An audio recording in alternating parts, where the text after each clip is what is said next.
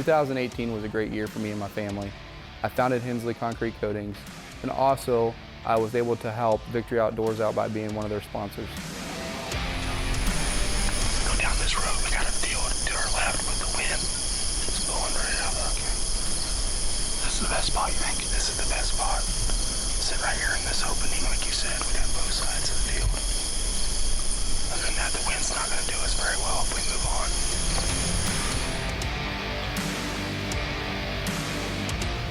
I was able to pick up a farm actually that was closer to home. So me and Ian Sparks went in there and set up numerous trail cameras, and then also just put a set at almost at the end of the property to see if we couldn't harvest a doe. Unfortunately, we were able to harvest a doe.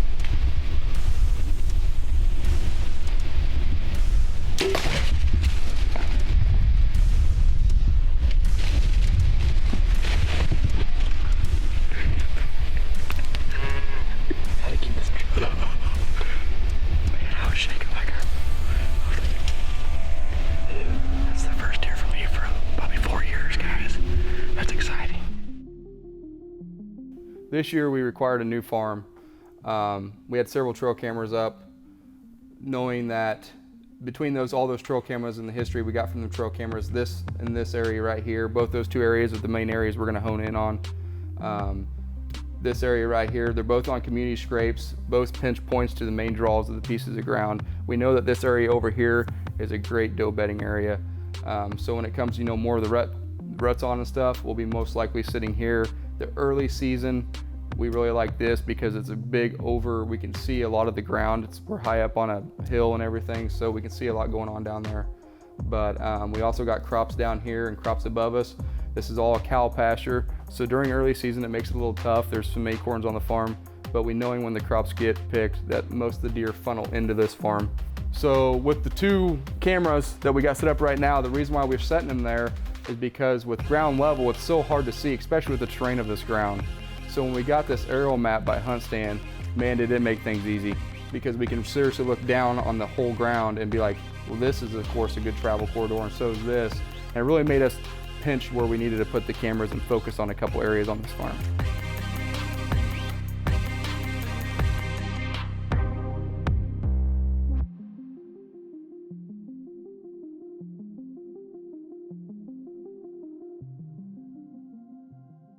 We got a shooter on camera October 26th. So October 27th, we were very excited to get in there. And when this sun rised, the day was unbelievable. We had buck encounters after buck encounters. A buck storted and wheezed, chased actually a buck up, and I was actually debating on shooting or not because didn't know if he was a warrior, didn't know if he was hurt. But come to realize, I think he just was in a fight, with another buck, and he was worn out, but he ended up falling down a ditch actually, and we decided to let him go. So after those great encounters on the 27th of October, we was knowing that it was just a matter of time that something was going to happen on the farm. Oh, it's about 9 o'clock here, and we just had a couple great encounters. One was about a 3-year-old, 3.5-year-old, and the other one I couldn't really tell, but he had a bunch of trash coming off one side and just messed up, and looked like he's been fighting this morning. The other one had a broken G2. But I got a doe in this ditch right below us, and he was snort wheezing at that other buck, and just, it was an awesome show. That's why we're in here. November 5th, I decided we needed to go hang a set up on the west side of the farm, which where we thought the bedding area was. So we went in there November 5th. It was raining, perfect conditions, washing our scent out, hung a set, had a plan of packing our lunches that night and staying in there for the whole day of November 6th. We just got set up. We're hoping these deer travel this huge corridor. It's a big traveling bench point ditch we're sitting in right now. This is a new setup. We just set this up last night. Midday actually, while it was raining, to get out our scent and stuff. So first time we've been here, but we've moved in on the bedding area, and we're hoping to catch a big old Iowa giant up on its feet. Please stick with us.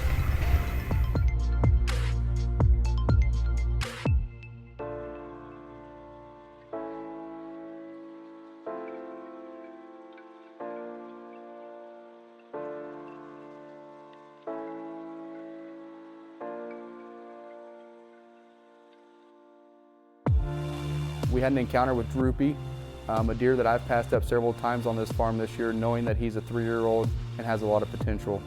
So we had an encounter with him. It was 30 yards. I let him go, and then we just kicked back and had lunch. It's about 1:10 in the afternoon. We just got done eating dinner. The deer movement has just started picking back up. We had great deer movement this morning till about 9 o'clock, and then things just calmed way down. We had does within 100 yards of us. Till now, they just got up. They were within eyesight. We've got probably a total of 8 or 9 does in here. Finally, we've seen our first buck about 5 minutes ago come out of this ditch to the north. And he's the same buck we seen this morning, one of the little ones. But we've got does right now as I'm talking, walking right to us. We've also got deer coming out on top there, up there. So I'm gonna get off here and stay quiet. Fingers crossed.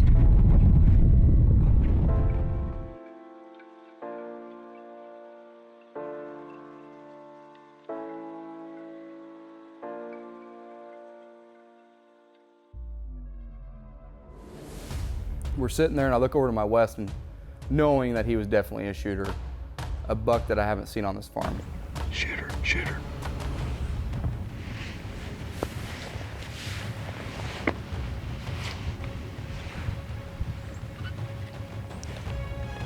You see him? Yeah. He was walking straight towards us, made a scrape, and walked down behind a barn. I knew there was another buck behind the barn. He was a little 8-pointer. And I had 2 does in front of me, knowing that potentially he's gonna follow these does right to me because the does were coming to me. So I got a little nervous because when he went behind the barn, I was just hoping that he was gonna chase off the 8-pointer and come back around, which is what he did.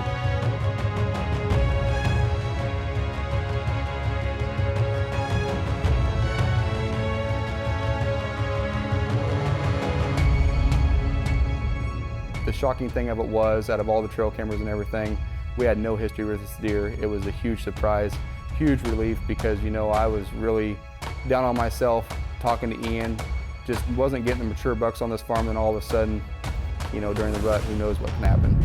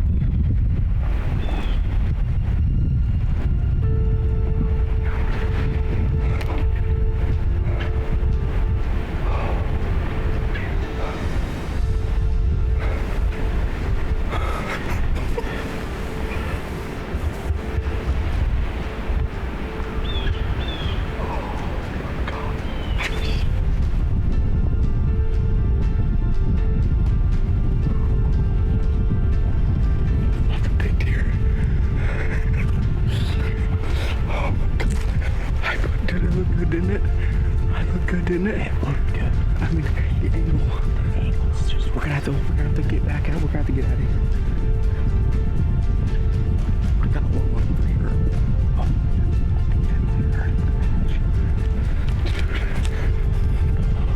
sure. That hunt went from highs to lows real quick because, of course, as a hunter, I go back to myself thinking, was it a good shot? So we went back out there and was struggling to find blood. Finally found the arrow. He crashed through a fence. We crossed the road, the blood stopped, and then we pretty much all looked at each other and says, hey, let's give it 10 more minutes and then we'll just come back tomorrow because we run out of light. And I walked right up on him. It was a great experience. Heck yeah! Wow. They raised the number on him. Whoa.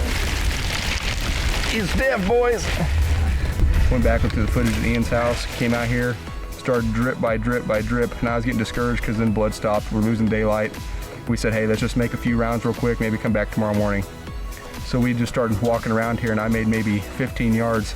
He's piled up right behind me in this ditch. I couldn't be more happier.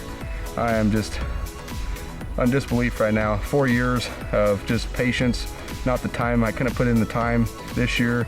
Started my own business, and a lot of good things are happening to me. I couldn't thank God enough, especially Ian and Austin, for helping me. They deserve every bit of this as I do.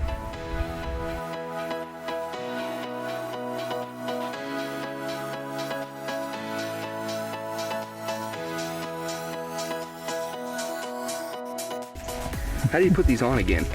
I've never put one on, to be honest with you. It's been a while. Have they changed it in 4 years? The bottom half. Oh, okay, okay. All right. They haven't last 4 years, I think. Oh, these are stickies, man. I'm used to the zip tie ones. Just the top half. Yeah, I didn't. Take the top. I got Keep it. the top half. I got it. I got it. Here's the deal. I was trying to find out where it was split and I couldn't. Sure. Hey, right there is proof. It's been a while. It's been a while. But you know what?